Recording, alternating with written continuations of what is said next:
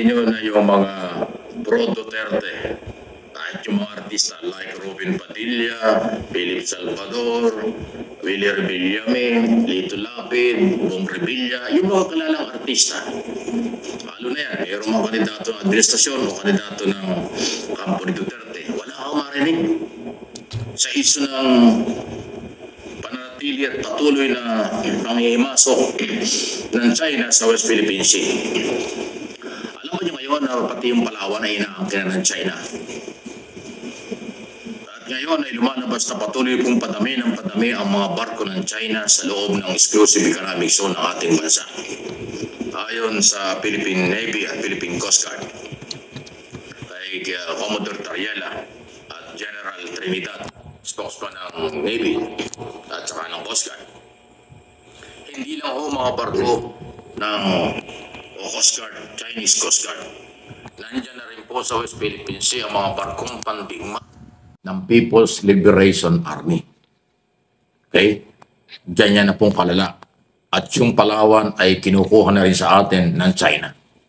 Pero sa kabila ng paninindigan ng Philippine government ni Pangulong Marcos, ng military, ng Coast Guard at ng mga matitinong Pilipino na ipaglaban ito, tayo-tayo lang ang naninindigan dito at nagsasalita. Yung kampo ng mga Duterte at yung mga artista na nabanggit natin, wala tayong marinig sa kanila. Pero ang kailang tinatakbong posisyon ay napakataas, senador. Lahat sila gustong maging senador. Pero itong international at national issue hindi nila madiscuss. Ayaw nilang talakayin at wala tayong marinig na pagkundina. Walang pagkundina, wala silang pagtutol sa ginagawa ng China. Inuulit ko, hindi lang po mga barko ng Coast Guard ng China ang nandyan. May mga barko na pong pandigma. May mga barko na po ng People's Liberation Army. 2 o 3 kung di ako nagkakamali yung sinabi ni General Trinidad ng Philippine Coast, ng Philippine Navy. So, yun na yung sitwasyon. Patapos, isa pa ito. Hindi nakakasipon dito mga taong ito. Senador Bato de la Rosa. Ha? Parang kanyang pinapalabas ngayon mas ano daw ho, hindi daw magulo ang China ng panahon ni Duterte. Nirespeto raw ng China si dating Pangulong Duterte. Yan ang sinasabi ni Bato de la Rosa, na ngayon na senador at dating PNP chief. Ang kanya sinasabi, ngayon, walang respeto ang China under President Marcos. May respeto lang ang China noong panahon ni Duterte. Pero, Senador Bato, hindi lang ho alam ng taong bayan. Hindi naman po ngayon lang naging agresibo ang China. Panahon pa ni Gloria, panahon pa ni Erap, ni Gloria, ni Aquino, at kahit na sinasabi mong panahon ni Duterte, hindi lang pinag-uusapan ng panahon ni Duterte. Kasi ang Malacanang, ang military at Coast Guard, tahimik sa isla ng West Philippine Sea ng panahon ni Duterte dahil kaibigan ni Duterte ang China. Kahit anong gawin ng China sa West Philippine Sea, no comment ang Malacanang noon. Nagbiro pa nga si Duterte na, hayaan natin na maging probisa tayo ng China. Isipin mo yon.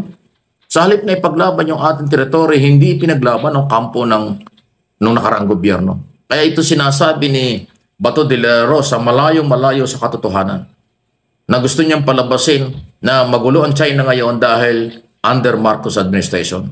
Parang gusto niyang palabasin ngayon lang naging agresibo. Isang malaking fake news yan at malaking disinformation. Ang totoo, matagal na, dekada na nag-agresibo ang China na kuhanin, agawin sa atin ang marami mga isla sa West Philippine Sea.